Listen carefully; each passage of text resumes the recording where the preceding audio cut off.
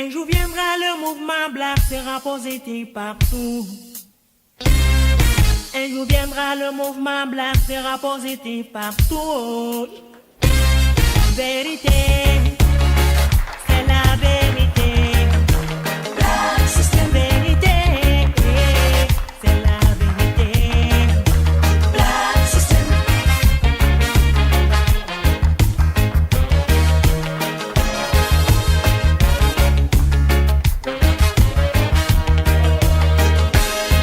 Un jour viendra, le mouvement black sera positif partout. Black System. Un jour viendra, le mouvement black sera positif partout. Black System. Vérité, c'est la vérité. Vérité, c'est la vérité.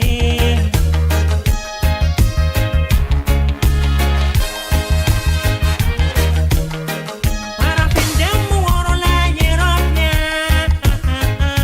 System Black. Para bude muoro la yeropono wa. Para fin de muoro la yeropnia. System Black. Para fin de muoro la yeropono wa. Londo benase, olu bena yerop mara. Londo benase, olu bena yerop mara. Ikumalo, anakesinu kumanye.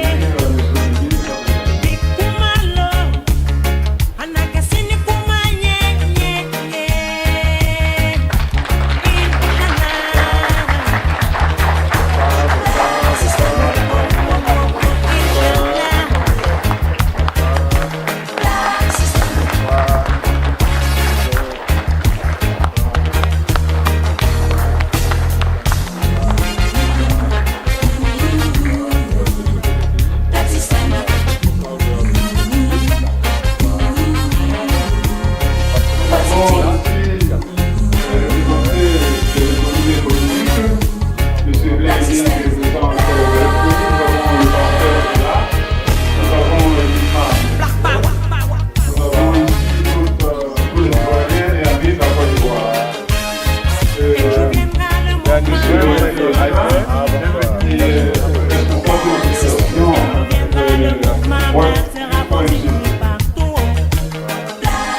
Vérité, c'est la vérité.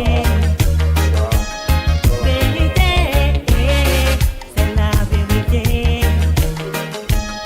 Inshallah, nala sona, auna yele luno. Ngongo, inshallah, nala sona, auna sewai. Inshallah, nala sona, auna yele luno. Ngongo, inshallah, nala sona, auna sewai. Black System. Black System. Un jour viendra, le mouvement black sera positif partout. Black System. Vérité, c'est la vérité. Black System. Vérité. Je vous salue. Je salue le ministre, Monsieur le ministre de la Culture et de la Francophonie. Je salue Madame l'ambassadeur. Je salue le conseiller, le ministre conseiller. Et je salue le délégué général du RDR Italie. Je voudrais, tout à l'heure, je vous disais qu'il fallait circonscrire le contexte. Monsieur le ministre est venu à une manifestation culturelle à Venise, et la Biennale, où la Côte d'Ivoire est représentée, où la Côte d'Ivoire a un pavillon. Alors, il s'est forcé de nous donner un peu de temps pour nous entretenir, pour nous rencontrer. Et pour cela, je souhaiterais que l'Assemblée, vraiment, l'applaudisse pour dire merci.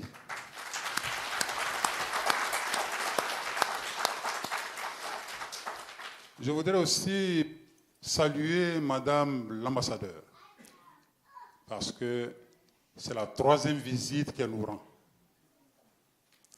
Elle ne nous a pas oubliés. Et c'est elle aussi, c'est l'ambassade qui a financé cette rencontre. Et c'est pour cela que je voudrais aussi qu'on nous dise merci à travers nos applaudissements.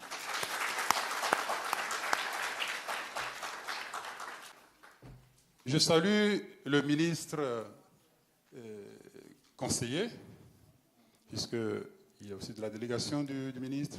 Je salue Gianni Razera, qui représente ici le maire de Treviso.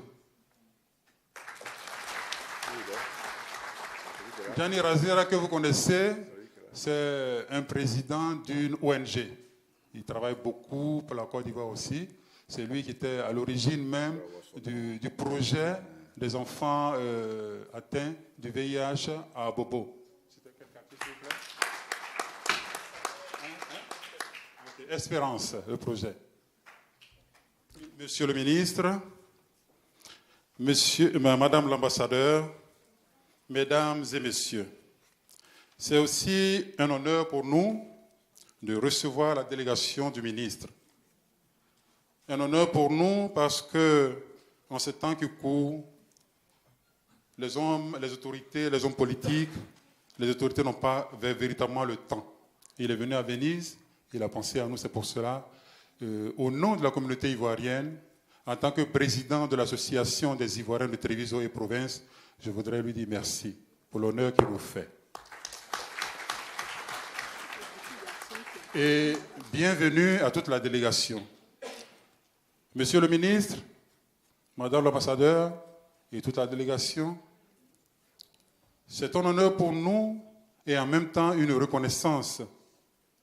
Je voudrais profiter de cette occasion pour dire que la communauté ivoirienne est constituée de toute une diversité de cultures, de religions et même d'appartenance régionale.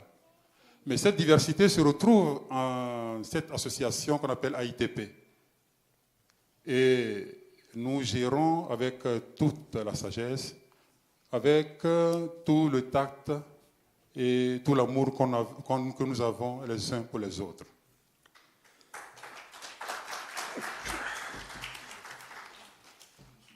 Je voudrais aussi dire merci à Madame l'ambassadeur parce que quand elle était de passage une fois, elle avait cité un auteur français, Baudelaire, dans son recueil, le poème Les fleurs du mal et plus précisément le poème Recueillement. Elle a dit, après la crise, certains Ivoiriens ont personnifié le mal que la Côte d'Ivoire avait. Et ils vivaient comme s'ils voulaient vraiment rester dans ce mal-là. Elle a demandé aux Ivoiriens de tourner la page sombre de l'histoire de la Côte d'Ivoire et de rester ensemble, de faire chemin et de se pardonner. Que c'est dans le pardon que nous pouvons construire une Côte d'Ivoire nouvelle. C'est dans le pardon que nous pouvons développer notre pays. Je voudrais véritablement la saluer parce qu'après son passage, il y a eu un changement véritable au sein de la communauté ivoirienne.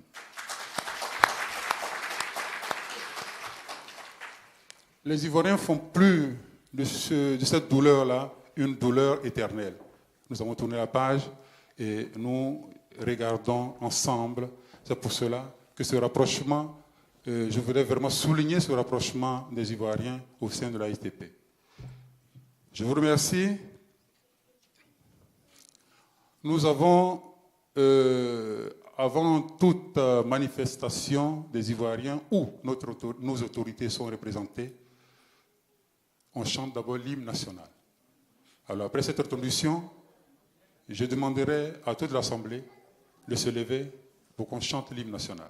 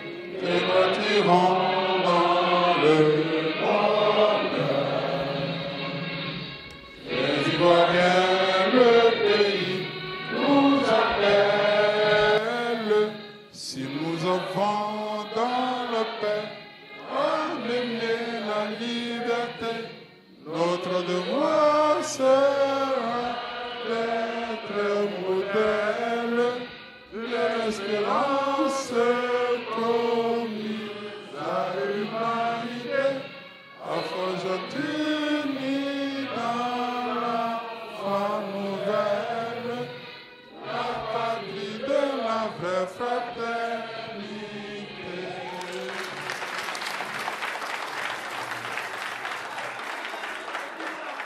Je ne vais pas monopoliser la parole parce que je pense que l'instant est exceptionnel.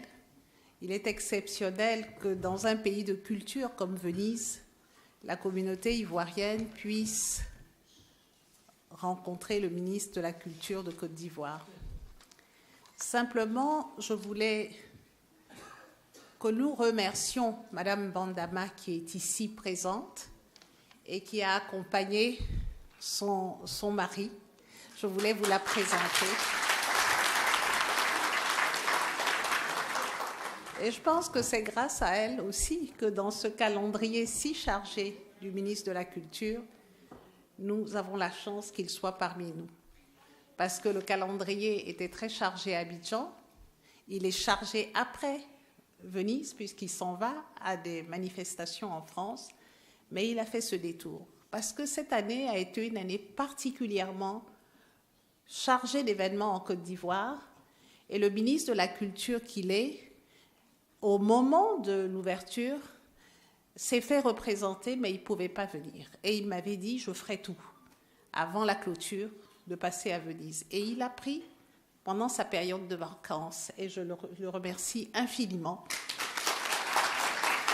pour cette attention. Je voulais aussi, Monsieur le ministre, remercier la communauté pour sa solidarité avec l'ambassade au moment de l'organisation du pavillon. Et les jeunes gens qui nous ont aidés à aider les artistes à présenter leurs œuvres venaient de Trévis. Ils ont travaillé des heures à mener ces œuvres-là dans le palais. Ce n'était pas chose simple. Je ne sais pas si certains parmi vous sont là. Si vous êtes là, j'aimerais pouvoir vous saluer et vous demander de vous lever. Merci, merci beaucoup. Merci mille fois. Voilà un troisième. Bon, ils sont venus spontanément et ils ont été à nos côtés pour pouvoir finaliser ce pavillon. Merci encore. Ce que vous avez cité tout à l'heure, mais en fait, c'est votre communauté qui m'avait inspiré ces phrases-là, parce que cette communauté qui est partie loin de la Côte d'Ivoire, ce qui m'avait frappé, c'est le sens de la responsabilité. C'est une communauté qui a souffert, comme tous les Ivoiriens, de ce qui s'est passé en Côte d'Ivoire, mais qui, dans l'épreuve, a fait preuve de beaucoup de responsabilité et de beaucoup de solidarité. Et je voudrais, là-dessus, féliciter les leaders de la communauté qui ont œuvré à cela. Vous savez, pour un ambassadeur qui vient d'arriver, qui n'est pas du métier, qui vient dans une période post-conflit, j'ai trouvé des tensions terribles. Et c'était un petit peu mon souci, pas pouvoir réunir une salle sans que ça dégénère.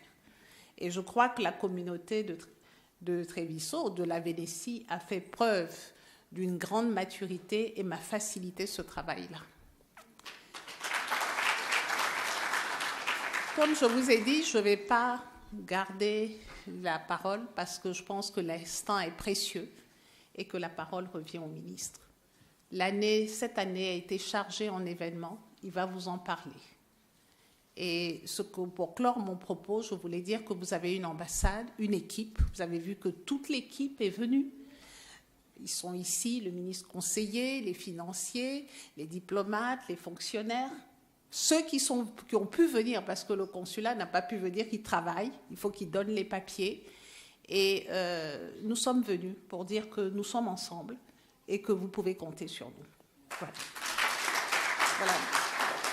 Donc j'ai fini mon propos, il est très bref, mais Monsieur le ministre, je crois que c'est vous qu'ils attendent, c'est ce que vous allez leur dire qu'ils espèrent. Voilà, donc J'arrête de parler. Merci beaucoup. Merci. Excellence, Madame l'ambassadeur, chers sœurs, Monsieur le ministre conseiller, Monsieur le représentant de Monsieur le maire de Treviso, Monsieur le président de l'association des Ivoiriens de Treviso, Mesdames et Messieurs les responsables de l'association, les responsables des partis politiques, vénérés pasteurs et imams, chers frères et chères sœurs de la communauté ivoirienne résidant dans cette région de Venise et cette ville de Treviso. Je suis particulièrement heureux de vous rencontrer ce soir à l'occasion de notre visite ici à Venise et à la demande de Madame l'ambassadeur, nous avons trouvé tout à fait judicieux de rencontrer nos compatriotes vivant ici dans cette région d'Italie. Et nous apprécions l'accueil qui nous a été réservé avec nos jeunes filles qui sont si bien habillées dans les tenues ivoiriennes. Et je vous remercie de garder nos traditions et nos cultures par-delà les mers. Alors, comme vous le savez, nous sommes en tant que ministre de la Culture et de la Francophonie présents à Venise, où se tient tous les 2 ans ce grand festival de l'art plastique. Venise est de ce point de vue la capitale mondiale de l'art plastique, de l'architecture, en ce que ici se retrouvent les meilleurs du monde. C'est donc une fierté pour nous de voir notre pays présent à ce rendez-vous. Je dois dire que c'est depuis la présence de Madame l'ambassadeur Saracino en Italie que la Côte d'Ivoire est si présente au niveau culturel dans ce pays à travers différentes manifestations et principalement à Venise. Je voudrais lui adresser à nouveau mes félicitations, Madame l'ambassadeur, et lui dire toute notre fierté pour l'action qu'elle mène pour renforcer la diplomatie culturelle et promouvoir l'influence culturelle de notre pays dans ce beau pays qu'est l'Italie. Donc nous sommes venus pour soutenir nos peintres, nos photographes présents à Venise. Et naturellement, c'est avec bonheur que je vous rencontre pour vous dire les chaleureuses salutations de vos frères et sœurs d'Abidjan et vous saluer au nom du président de la République, le président Alassane Ouattara, du Premier ministre Amadou Gon Coulibaly, du vice-président Daniel Kabila-Duncan et de tout le gouvernement, vous dire bonjour, bonsoir et merci de vivre en fraternité, ensemble, unis. Madame a déjà introduit la question. Nous, en tant que ministère de la Culture, notre rôle, c'est de travailler à la paix dans notre pays.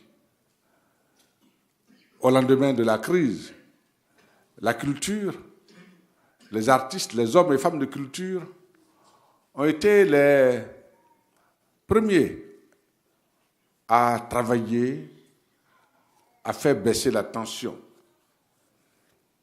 Un des programmes du gouvernement, qui continue d'ailleurs, qui est l'axe stratégique de la réconciliation, indique que chaque ministère doit engager des actions, des programmes pour booster, pour contribuer fortement à la réconciliation entre les Ivoiriens. Et les acteurs culturels étaient au premier plan de cette mission, parce que la culture, fondamentalement, son sens, c'est la paix. Son sens, c'est l'amour. Son sens, c'est la fraternité. Parce que nous nous retrouvons à travers nos artistes, à travers nos hommes et femmes de culture. Il en est de même à travers des sportifs. Nos artistes, nos hommes de culture, nos femmes de culture valorisent notre patrimoine culturel dans lequel nous nous retrouvons tous.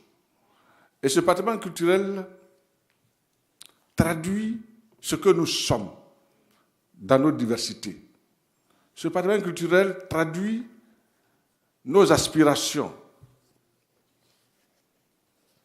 Et notre culture est une culture fondée sur des valeurs de solidarité, des valeurs de partage, des valeurs de fraternité. Et cela se traduit dans les fêtes par une cohabitation pacifique entre les Ivoiriens, dans nos villages, dans nos villes, dans nos cours communes. Et nous dansons tous au rythme des différents airs musicaux. En Côte d'Ivoire, nous dansons bien le Zigluiti que le Lékiné. Nous dansons bien aujourd'hui le coupé décalé comme le Zouglou. Et nous dansons tous, nous sommes tous fiers d'entendre Aïcha Koné, François Louga, Enoche Yeye, Alpha Blondy, Kikenga, Mewe, Assalfo. Nous sommes fiers d'avoir Saïd Beno, Didier Arafat. Voyez-vous? Donc, tous ces musiciens, tous ces artistes expriment notre fierté. Notre fierté. Et les artistes, les hommes et femmes de culture, dans leur essence, travaillent pour la paix, travaillent pour le rassemblement. On a connu, pendant la crise, quelques dérives où les artistes se sont fortement engagés dans un camp comme dans l'autre. Mais les artistes, quand ils s'engagent, c'est pour la justice, c'est pour la vérité. Les artistes s'engagent aux côtés de ceux qui sont opprimés. Les écrivains, moi je suis écrivain, les cinéastes, s'engagent toujours du côté des plus faibles et pour porter la voix de ceux qui sont opprimés. Voyez-vous? Et on le voit, Alpha Blondy le fait régulièrement. Et quand le pays est traversé par des tensions, est traversé par l'intolérance et qui a risque d'affrontement, le rôle des artistes, c'est d'interpeller. Récemment, Alpha Blondy a également interpellé certains d'entre nous. Voyez-vous? Donc, le rôle de la culture, c'est de travailler à la paix. Et renforcer l'unité nationale. Mais également renforcer notre fierté d'être ivoirien. Parce que aujourd'hui, les pays se font connaître non plus par les armes. Il y a des siècles où c'était par les armes, par la force militaire que les pays se sont imposés. La colonisation, ça a été par la force. Après la colonisation, les conflits entre les pays, la guerre froide, tout cela, c'était des rapports de force où les pays s'imposaient aux autres par leur force militaire, par leur force économique et par leur force politique. Donc, cette influence-là a permis à certains pays d'être présents, d'avoir une, autorité tant au niveau régional qu'au niveau mondial. Mais aujourd'hui, d'autres moyens apparaissent au service des États assurer leur influence, assurer leur rayonnement et assurer leur puissance. Et Madame l'ambassadeur le fait si bien avec son équipe qui renforce l'influence culturelle de la Côte d'Ivoire. Donc la culture est devenue aujourd'hui un des moyens des États pour assurer leur force, leur présence au monde. Il en est de même du sport. Parfois, dans certains pays, pour se faire connaître comme Ivoirien, vous dites que je suis du pays de Didier Drogba. Ah, Didier Drogba, on sait d'où vous venez. Aujourd'hui, c'est heureux d'entendre les musiciens de Magic System à travers, vous allez dans les supermarchés, en France, Canada, aux États-Unis, et puis vous entendez une musique de Magic System dans un supermarché, dans un aéroport. Vous êtes fiers. Donc, la musique, et ici, nous sommes à Venise, nous sommes à Treviso, la peinture, la photographie permettent de donner à un pays sa force et sa puissance. Donc, notre rôle, notre devoir, et c'est ce que le chef de l'État nous a confié, c'est de travailler au rayonnement de la culture de notre pays, qui est si riche, qui est si diversifié. Et nous l'avons montré avec certains événements depuis quelques années, et principalement cette année, Madame l'ambassadeur l'a dit, à travers les Jeux de la francophonie, où nous avons reçu en Côte d'Ivoire près de 4000 jeunes venus compétir dans les disciplines à la fois sportives que culturelles. Les Jeux de la francophonie, vous le savez, sont comme à l'image des Jeux olympiques, des rencontres fraternelles entre jeunes artistes et athlètes de plusieurs pays. Et la francophonie compte près de 80 pays. Et à Abidjan, c'était près de 60 pays qui ont envoyé des délégations. Et pendant 2 semaines, ces jeunes ont fraternisé avec leurs frères et sœurs ivoiriens. Ils ont été accueillis, comme les Ivoiriens savent très bien le faire, dans la fraternité. Et les Jeux d'Abidjan, de la vie de tous, sont les meilleurs Jeux jamais organisés depuis que cette organisation, cette manifestation existe. Et les Jeux de la francophonie ont près de 30 ans, 25-30 ans d'existence. Et se tiennent tous les 4 ans. Et nous étions au 8e jeu de la francophonie. S'ils se tiennent tous les 4 ans, cela veut dire que la Côte d'Ivoire les a accueillis à sa 32e année. Et nous avons organisé les meilleurs jeux jamais faits. Et cela, nous le devons au dynamisme, au leadership et à la vision du chef de l'État, le président Alassane Ouattara, au dynamisme des membres de l'équipe qui a été commis pour organiser ces Jeux, les différents ministres que nous sommes, en relation avec le ministre-gouverneur qui avait en charge d'organisation de ces Jeux. Et nous sommes fiers, et vous avez pu vous rendre compte à travers les médias que la Côte d'Ivoire, pendant plusieurs semaines, a été à la une des journaux. Et pour une fois, on a très peu parlé de violence, d'attaques à Abidjan et en Côte d'Ivoire. La Côte d'Ivoire culturelle est présente également sur plusieurs chantiers. Nous sommes ici à Venise, mais nous étions, il y a quelques mois, le pays invité d'honneur au dernier festival de FESPACO à Ouagadougou.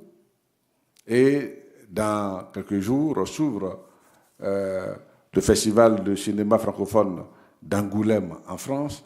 Et c'est notre pays, la Côte d'Ivoire, qui est à l'honneur. Tout ceci pour dire quoi? Pour montrer que la Côte d'Ivoire culturelle est de retour. Et j'allais oublier une autre manifestation qui s'est tenue au Mexico. À Mexico, il y a quelques semaines, quelques mois, où la Côte d'Ivoire était le pays invité d'honneur à la foire culturelle des villes amies de Mexico.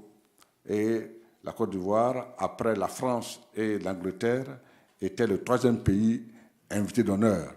Et ceci grâce à notre ambassadeur, Voilà, grâce à notre ambassadeur qui a présenté un dossier sur la culture de la Côte d'Ivoire et le comité de sélection a trouvé que la Côte d'Ivoire avait une culture si riche qu'elle méritait d'être le pays invité d'honneur. Et je l'ai dit, après la France et l'Angleterre, dans le tout premier pays d'Afrique à être aussi honoré à ce festival où il y a plus de 4 à 5 millions de visiteurs. Et notre collaborateur, M. Galati, était présent et notre stand a été beaucoup visité. Donc, notre pays est un pays qui est riche de sa culture, est riche de sa générosité. Et le devoir des hommes de culture, des femmes de culture, c'est de travailler au renforcement de la paix dans ce pays, qui a été secoué par des années de crise et avec l'accord de tous, avec la paix revenue, le chef de l'État, le président Alassane Ouattara, travaille à donner à la Côte d'Ivoire des bases solides pour une paix durable. Donc, chers frères et sœurs, je sais que vous êtes préoccupés par les nouvelles souvent que diffusent les réseaux sociaux, puisque nous sommes tous connectés aux réseaux sociaux. Et quand on regarde les titres, nous sommes tous des titrologues, on a le sentiment où on pourrait avoir l'impression que la Côte d'Ivoire est à feu, est à sang, et que demain tout peut basculer, tout peut brûler. Mais il n'en est rien du tout. Il n'en est rien. Et les journaux font leur travail, mais les journaux aussi, ce sont des produits qu'il faut vendre. Et on sait bien que les journaux ne vendent que quand ils titrent sur des sujets qui alarment, qui font peur. Et les journalistes, dans leurs écoles, ils ont toujours dit que quand vous dites le chien a mordu M. Dupont, ça, ce n'est pas une information. C'est quand vous dites M. Dupont a mordu son chien. Alors là, ça devient intéressant. Alors, on devient... Voilà. Ça vous dit quoi? Ça vous dit que pour les journalistes, décrire une situation normale, ce n'est pas faire du journalisme. Il faut décrire des situations qui ne sont pas normales. Il faut les créer, il faut les envenimer. C'est comme ça qu'ils font pour vendre. C'est comme ça qu'ils font pour qu'on puisse les lire. Donc, ne vous fiez pas à ces informations. Et surtout quand on est loin du pays, tout ce qui vient et qui n'est pas porteur de paix inquiète. Inquiète encore plus. Vous appelez le pays, vous appelez au village, on dit voilà, vas-y, qu'est-ce qui s'est passé là-bas, qu'est-ce qui se passe? Vous êtes inquiet. Mais ça, vous le savez toujours. Parce que les journalistes ne vont pas arrêter. Ils ne vont pas arrêter.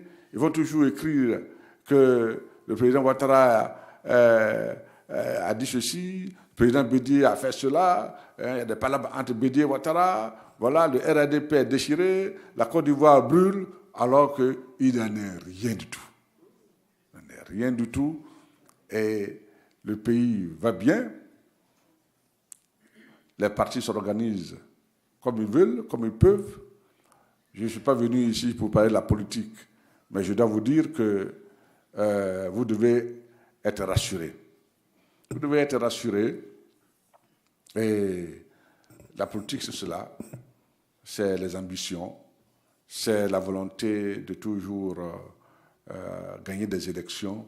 C'est un métier. C'est un métier.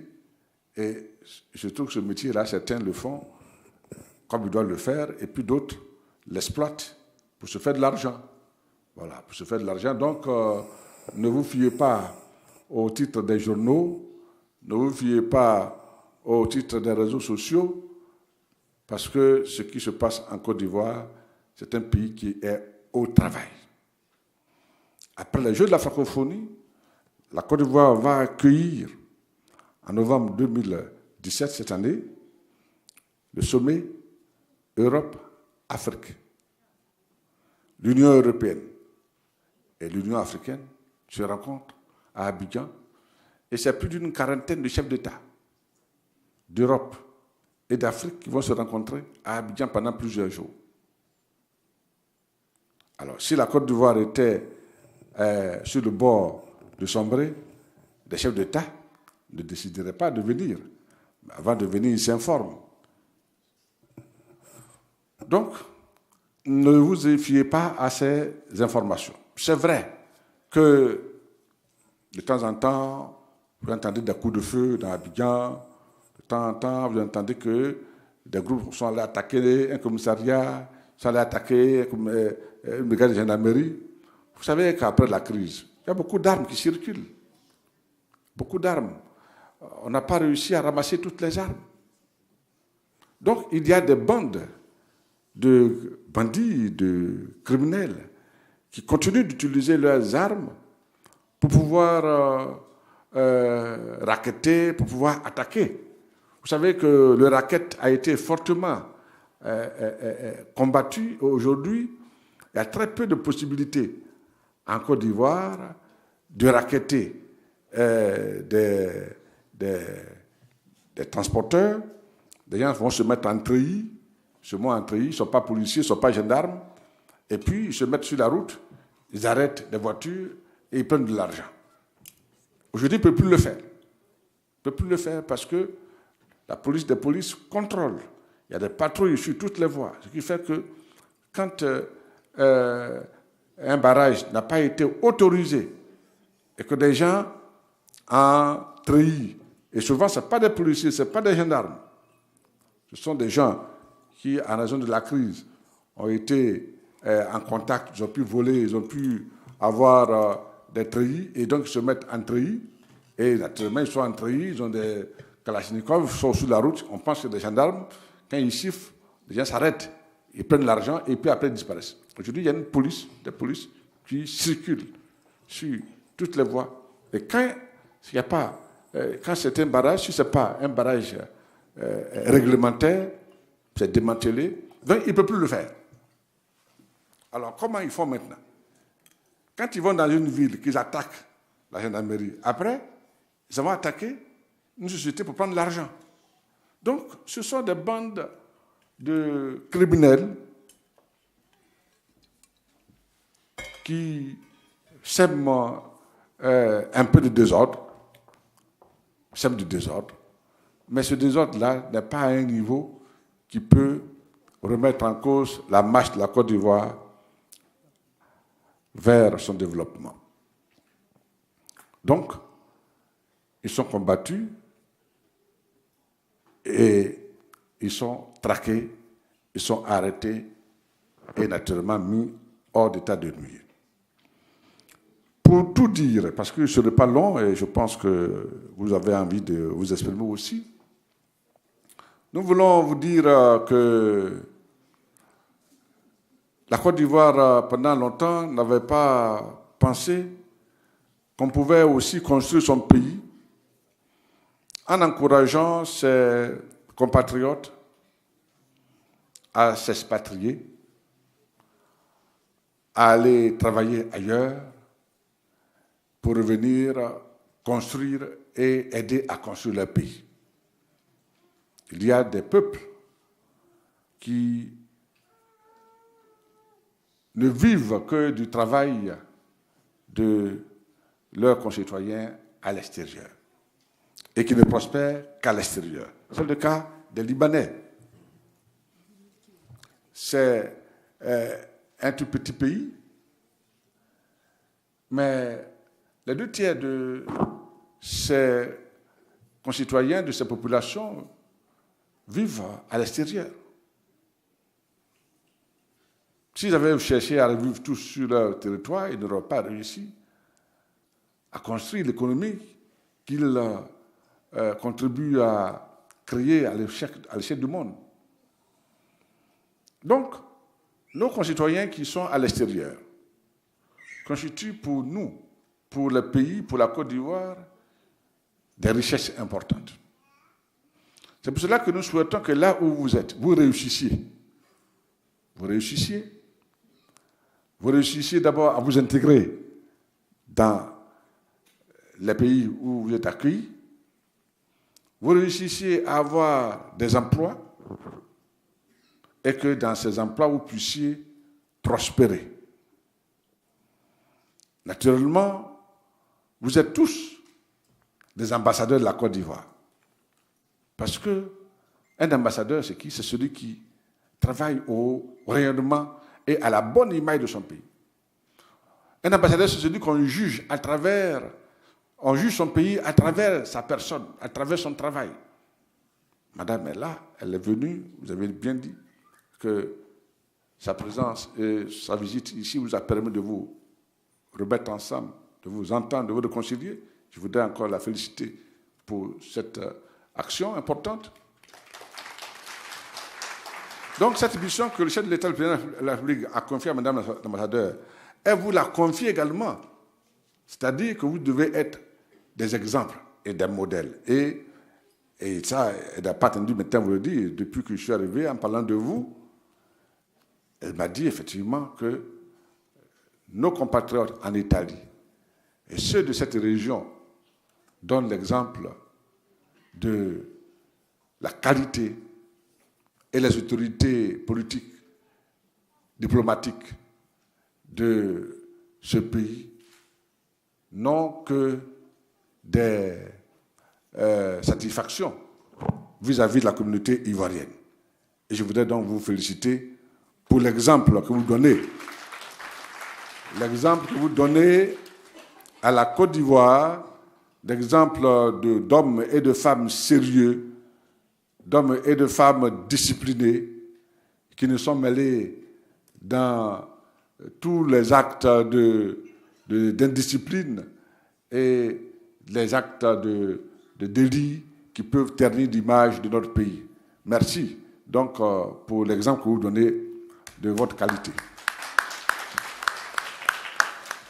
Naturellement, le président de la République, chaque fois qu'il va dans les pays, qu'il visite les pays, il lance un appel à la communauté ivoirienne. Cet appel, c'est que vous puissiez continuer de contribuer au développement de notre pays.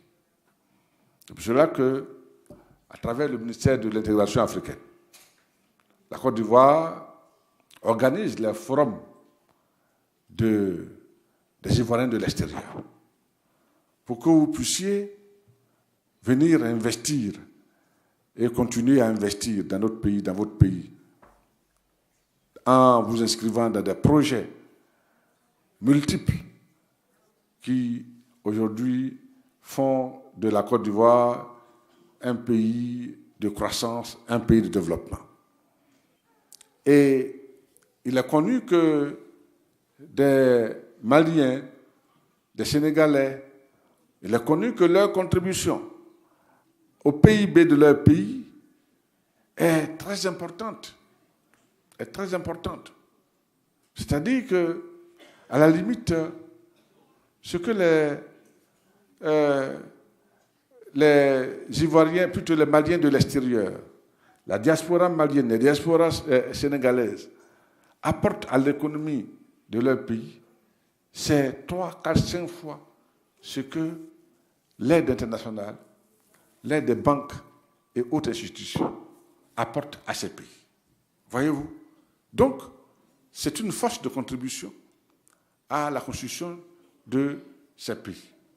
Et nous souhaitons que nos diasporas ivoiriennes puissent avoir la même force et la même contribution à l'émergence de notre pays. C'est donc vous dire que nous comptons sur vous. Nous comptons sur vous et nous serons souvent avec vous parce que à Venise, grâce à l'action de Madame l'ambassadeur, la Côte d'Ivoire sera encore plus présente. Je trouve que à Venise, les pays africains qui sont présents ne sont pas nombreux. Ils ne sont pas nombreux. Ils ne sont pas plus de 10 pays qui sont régulièrement présents à Venise. Et la Côte d'Ivoire veut être parmi les pays les plus réguliers et les plus présents à Venise. Et chaque fois que nous viendrons vous rencontrer, nous viendrons vous saluer pour vous dire notre joie de vous voir et vous exprimer la confiance du chef de l'État, le président Alassane Ouattara, de voir la Côte d'Ivoire progresser, toujours évoluer, se développer dans la paix et dans la concorde de ses enfants, partout où ils se retrouvent. Merci et à très bientôt.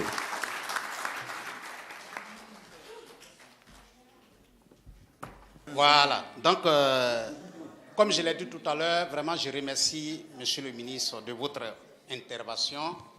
J'aimerais dire 3 sujets surtout que vous aviez touché le côté et que Madame l'ambassadeur a déjà commencé à travailler à ce niveau en ce qui est de la, disons, du dialogue, du pardon et de la réconciliation.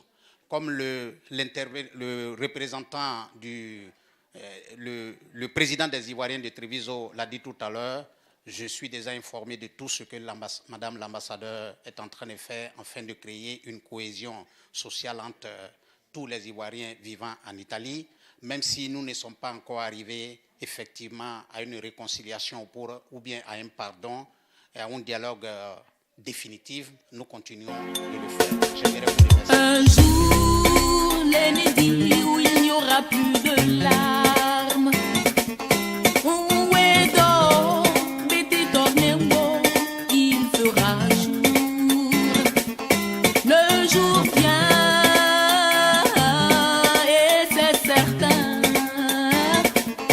Où tu riras jusqu'aux larmes. Parce qu'il y a un temps pour tout.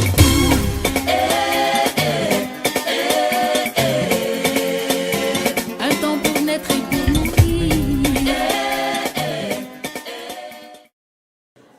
S'il vous plaît, nous allons répondre aux questions. La première question de notre ami le cyber-activiste, le Zoulou de Golgotha de Giglo, Sanogo Mamadou. En tout cas, merci. Évidemment, la question du dialogue politique, du pardon, de la réconciliation, nous l'admettons, est une question importante pour un pays qui a connu la guerre. Nous ne voulons pas dire minimiser notre crise, mais l'histoire du monde est une histoire qui doit nous apprendre à connaître ce qui s'est passé ailleurs. Nous sommes ici en Italie, et ce pays, dans ce siècle que nous vivons, le 20e, 21e siècle, disons le 20e siècle, a connu des crises très importantes, comme toute l'Europe d'ailleurs. Mais ces pays se sont réconciliés et ils ont dépassé les antagonismes. Donc, le dialogue est une réalité. La réconciliation est une activité de tous les jours. Et quand on prend notre cas, la Côte d'Ivoire, après la crise, au niveau des exilés, il y avait plus de 200 000 Ivoiriens en dehors de la Côte d'Ivoire, avec l'action du président de la République, des ONG, des différents ministères chargés de la réconciliation, du dialogue politique. Aujourd'hui, nous avons moins de 20 000 Ivoiriens à l'extérieur. Ça veut dire que ce sont des centaines de milliers d'Ivoiriens qui sont rentrés dans leur pays en raison de l'environnement qui a été créé. Cela dit, le dialogue et le pardon et la réconciliation ne sont jamais des œuvres achevées. L'Afrique du Sud, qui a connu l'apartheid, continue de travailler au dialogue, à la réconciliation. Le Rwanda également. Donc, ce qui est heureux, c'est que tous les Ivoiriens conviennent que plus jamais nous devons retomber dans les erreurs du passé qui ont conduit à la crise que nous connaissons. Ce qui est heureux, c'est que tous les Ivoiriens conviennent que nous devons aller à la paix, à la réconciliation. Bien sûr que les propositions des uns et des autres sont toujours à saluer. Des initiatives des individus comme des groupes, sont à saluer. Et nous pensons que le temps va continuer à apaiser les cœurs et que nous aurons cette force de revivre ensemble comme nous l'avons toujours fait. Et on a vu, à l'occasion des Jeux de la francophonie, que les Ivoiriens ont renoué fortement avec les valeurs qui sont les leurs, à savoir la joie de vivre ensemble, la solidarité et l'hospitalité. Donc, chers frères, merci de votre contribution et chacun à son niveau doit travailler à renforcer l'esprit de paix et du dialogue de notre pays. Vous avez lancé un appel à l'ambassadeur, je lui laisserai la parole tout à l'heure pour qu'elle puisse intervenir. Vous avez demandé également que nous puissions traduire des messages au gouvernement. Nous prenons bonne note. Nous savons que la communauté ivoirienne en Europe, dans le monde, après la France, c'est l'Italie qui vient en deuxième position. Donc je pense que, sans me prononcer là-dessus, nous transmettons naturellement avec l'avis de Madame l'ambassadeur, puisque tout ce qui est création de consulat dans un pays, c'est à l'initiative de l'ambassadeur en relation avec le ministre des Affaires étrangères. Mais nous prenons bonne note de votre proposition et en relation avec Madame l'ambassadeur, nous pourrions très bien soutenir cette proposition parce que vous l'avez dit,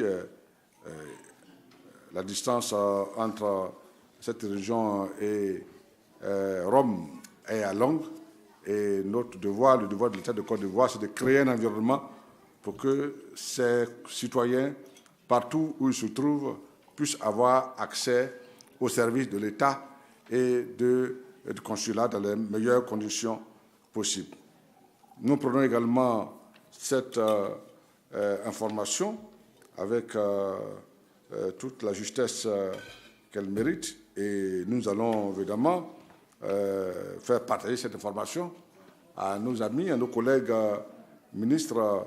J'apprends que quand des Maliens de la diaspora, des Sénégalais de la diaspora expédient des véhicules ou des biens chez eux, la douane fait des efforts pour minimiser, pour réduire les coûts.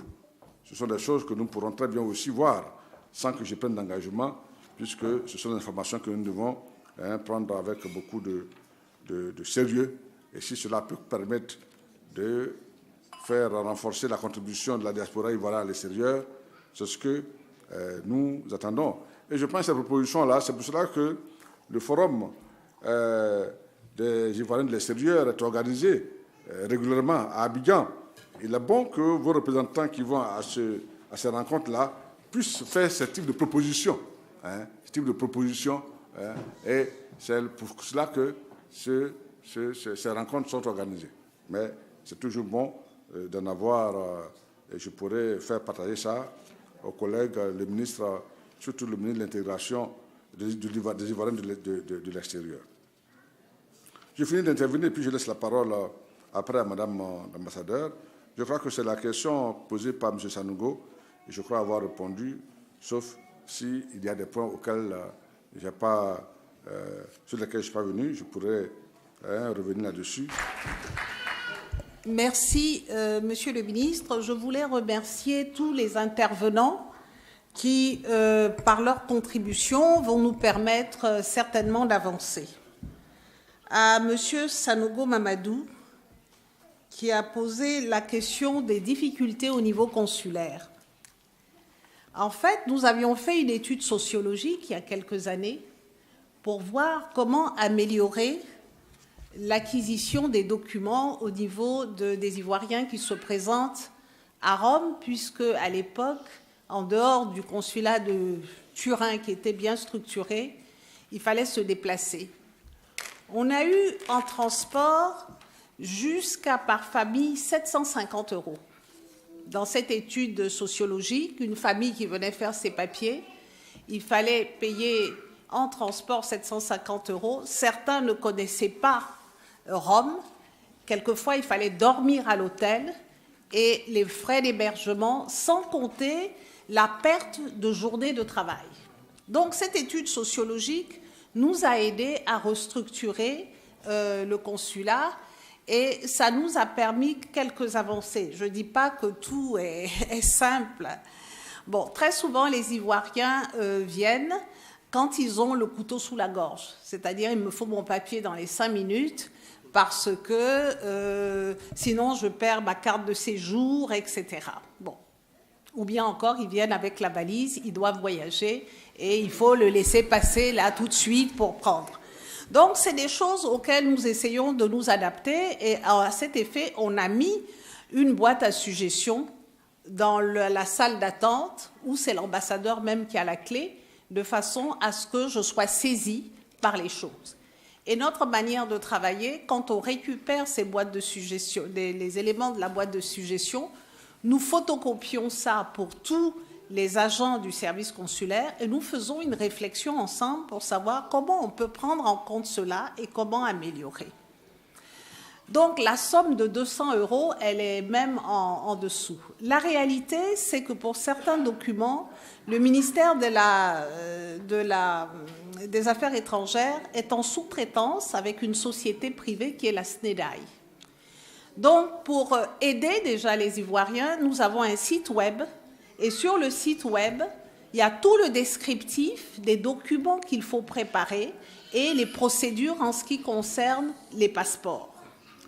Et puis, on a modernisé notre standard, c'est-à-dire que quand vous appelez l'ambassade de Côte d'Ivoire, vous avez un répondeur en français et en italien, et avec différentes touches qui vous dit pour, je ne sais pas, le visa, il faut faire telle chose, pour le passeport, il faut faire telle chose, tout est détaillé. Donc, en principe, quand vous arrivez chez nous, vous devez avoir tous les documents au complet. Et pour faciliter les choses également, nous avons mis une photocopieuse, parce que très souvent, nos compatriotes arrivent, ils n'ont pas fait de photocopie de leurs documents et tout ça, pour essayer de faciliter au maximum. Tout n'est pas parfait, mais nous progressons. Et la dernière acquisition, puisqu'on nous demandait au moment du passeport, venez faire l'enrôlement, et pour retirer le passeport, vous deviez venir. Donc, ça faisait un double déplacement, ce qui pénalisait beaucoup. Donc, avec le service de la poste italienne, nous avons une convention, on a un contrat, et ce contrat-là nous permet d'envoyer le passeport au domicile de celui qui a fait la demande du passeport. Mais celui qui a fait la demande du passeport, quand il vient, il doit nous donner son adresse exacte parce que la poste va se présenter chez lui, étant entendu qu'il doit lui remettre en main propre. Il va faire un premier passage, un deuxième passage, ça va rester 10 jours à la poste s'il n'était pas là, et à la fin, ça nous revient. Alors, ce que nous constatons, c'est que c'est un service qui marche pour certains, et pour certains, les adresses ne sont pas exactes, ou bien ils déménagent entre-temps, ils ne nous informent pas. Et donc, le passeport nous revient. Mais quand le passeport nous revient, les frais inhérents à ça, puisque eux, ils avaient accepté que le passeport leur soit livré pour 10 €, nous sommes dans l'obligation de payer les 10 €. Donc, on est en train de mener une réflexion pour savoir comment pallier à cela. Et l'agent qui est là dit, si vous n'êtes pas sûr de l'adresse ou si vous n'êtes pas là, mieux vaut peut-être que vous veniez chercher ou bien que ça reste en poste restante et que vous alliez chercher. Donc peut-être M. Diakité va vous faire le point de ça, mais on a une série de passeports qui nous revient pour lesquels on va être obligé de payer 10 € sur l'ambassade parce que c'est un service qui a été offert à un usager qui a adhéré à ça et qui le fait avec légèreté et ça nous pénalise. Ça, c'est dire les démarches qu'on essaye de faire de façon que vous rentriez en possession de vos documents. Le deuxième problème par rapport aux documents, je vais relier une question, c'était la question de l'ADN, c'est qu'il y a eu de la légèreté de la part des Ivoiriens. Une année, il y avait 100 enfants qui devaient retrouver leurs parents ici. Et les Italiens se sont rendus compte, en fait, que ce n'était pas un vrai recouvrement familial, que c'était du faux et que c'était un trafic d'enfants. À partir de ce moment-là, ils nous ont informés et ils ont introduit en plus le test d'ADN. Et ça, dans le problème du faux, nous sommes confrontés à ça actuellement, avec beaucoup de violence à l'ambassade. Pourquoi? Beaucoup de gens sont rentrés en Côte d'Ivoire dans les années de crise en disant qu'ils étaient ivoiriens. Vous savez comment ça se passe? Vous arrivez à la mer, vous n'avez pas de papier, vous dites aux Italiens « je suis ivoirien ». L'Italien vous donne un papier ivoirien et comme on était en période de conflit, on vous donne un permis de séjour humanitaire pour quelqu'un fuyant un conflit. Depuis quelques mois, les Italiens ont décidé que tous ceux qui avaient un permis de séjour ivoirien, vu que la Côte d'Ivoire n'est plus en crise, devront produire leurs papiers ivoiriens. Donc nous sommes envahis par beaucoup de gens qui nous disent d'ailleurs qu'ils ne sont pas ivoiriens. Mais comme c'était la crise en 2011, eux, ils ont profité de ça. Et maintenant, il faut qu'on soit obligé de leur donner des papiers. Donc, on a des valises de faux papiers qui, dans la discussion, finissent par dire « nous ne sommes pas ivoiriens, mais là, on est là depuis plusieurs années, donc il faut nous arranger, il faut nous donner des papiers. » On dit « mais ça ne se passe pas comme ça. » Donc, je voulais attirer l'attention de mes compatriotes en disant qu'il faut beaucoup de responsabilité. Parce que certains de nos compatriotes donnent leurs papiers à des étrangers et disent après j'ai perdu mon passeport. Ou bien encore, donnent des adresses de parents au pays en disant il faut écrire, il va t'envoyer un extrait de naissance, il va t'envoyer une photocopie d'identité, il va t'envoyer un certificat de nationalité. Donc j'ai appelé le ministère de la Justice qui dit les certificats de nationalité, PO et tout ça est faux. Donc, on est en train de voir, même l'attestation d'identité, ils font des fausses attestations d'identité. Donc, on est en train de mener une démarche, et là, on va écrire officiellement à toutes les associations, en matière de nationalité, on ne peut pas rendre service à quelqu'un. Parce que moi, je reçois un papier par les empreintes. Quand quelqu'un vend son passeport à quelqu'un d'autre, même s'il trafique un peu, surtout les vieux passeports, la photo, par les empreintes, les Italiens reconnaissent la personne et on m'envoie la photo en disant « Monsieur un tel, alias Satan, alias tant, alias tant, alias tant », qui n'est pas ivoirien. Il y a une commission qui est venue à Katana du ministère de l'Intérieur. Sur 16 personnes, il y avait 2 Ivoiriens, et comme il y avait des repris de justice que les Italiens voulaient qu'on rentre, le repris de justice, il a fini par nous dire « je suis malien, ça fait 14 ans que je vis en Italie avec l'identité ivoirienne ». Donc, je pense que sans indexer les gens, la perception de la nationalité est mal perçue. Les gens pensent qu'une nationalité, on peut la prendre quand ça arrange, et puis bon, et tout ça. Et quelquefois, de bon cœur, certains Ivoiriens veulent rendre service. Et puis, d'autres Ivoiriens veulent en faire l'argent. Parce qu'au niveau consulaire, il y en a qui disent, on était dans le bateau avec une personne, elle nous a vendu les coordonnées de quelqu'un de leur famille qui peut lui rendre service. Ils nous disent même les tarifs. Voilà. Donc, c'est compliqué, le service consulaire. Et donc, nous, on a conscience que l'Italie est une grande botte et que pour vous, c'est beaucoup de dérangements pour venir faire les papiers. Ben, on a amélioré. On a amélioré. Maintenant, vous venez à l'ambassade, vous avez une carte consulaire dans la journée, etc. Et les consulats honoraires de Turin, de Milan, travaillent puisqu'il y a des agents qui collectent tout. C'est envoyé à Rome et par DHL, on vous renvoie vos documents faits. Donc, je ne dis pas que c'est parfait, hein, mais on essaye de faire un effort parce qu'on a conscience que c'est un problème pour vous. Alors, le consulat général de Milan, il était en programmation, il était planifié à l'époque du ministre Dibi. Et puis, le gouvernement a décidé d'élargir la carte diplomatique de la Côte d'Ivoire. Par exemple, ici, nous avons maintenant 9 représentations au lieu de 5. On nous a rajouté d'autres pays. Ça a un coût, cet élargissement de la carte diplomatique. Donc, le ministre a mis un petit peu en stand-by l'ouverture des consulats généraux. Mais au niveau de l'ambassade, nous avons renforcé en ouvrant une agence avec l'autorisation des Italiens, une agence consulaire à Milan, avec 2 agents qui sont là-bas en permanence, qui fait qu'il y a une collecte de vos dossiers, un remplissage, et ensuite ça nous est vecté par DHL, et nous on vous renvoie le résultat. Ici, vous avez le consulat honoraire qui joue un peu ce rôle-là. Ça demande un petit peu d'organisation, de communication entre vous. Voilà, c'est pas simple parce qu'on n'est pas la seule ambassade et au niveau ivoirien, il faut se battre pour avancer. Mais la boîte à suggestions, il faut faire des suggestions, c'est très important. C'est par les suggestions que nous, on peut répondre à la demande, adapter l'offre à la demande. Merci, Excellence. Merci, Monsieur le ministre.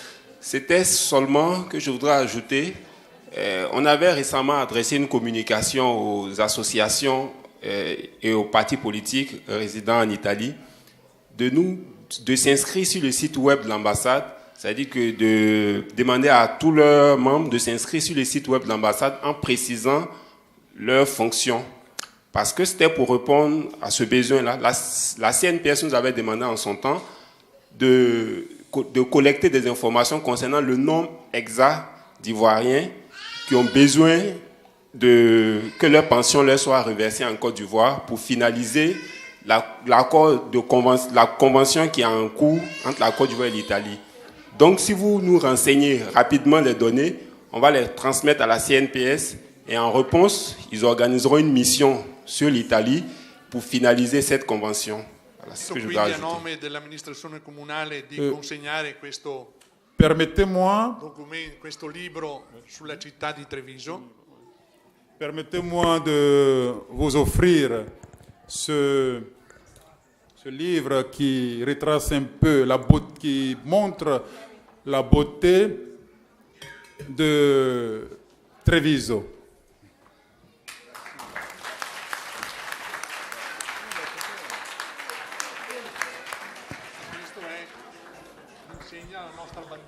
Ceci, ça c'est le drapeau de la province de Treviso. Per l'ambasciata.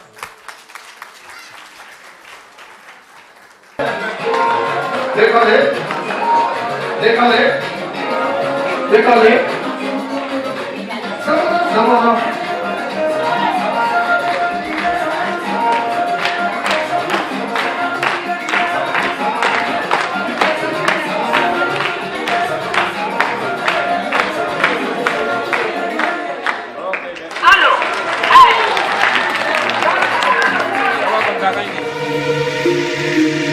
Hey!